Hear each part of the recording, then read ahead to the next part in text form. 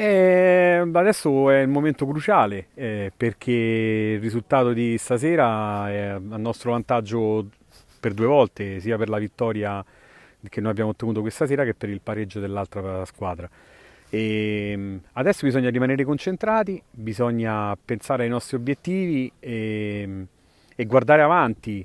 Peraltro noi giochiamo anche la Coppa, noi la giochiamo e quindi sarà un periodo molto duro, anche perché nella prossima settimana giocheremo contro Golbet che mi hanno detto, una grandissima partita questa sera.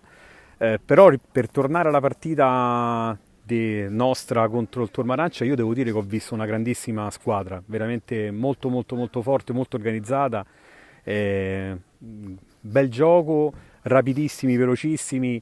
Ehm, Devo dire che sono ancora più contento del risultato che abbiamo fatto, perché devo dire che abbiamo battuto veramente una grande squadra che secondo me non merita quella posizione, così come del resto anche la Golbet che andremo a affrontare la prossima settimana. Ma sguardo avanti, ehm, cerchiamo di recuperare qualche giocatore infortunato, siamo venuti estremamente rimaneggiati anche questa sera.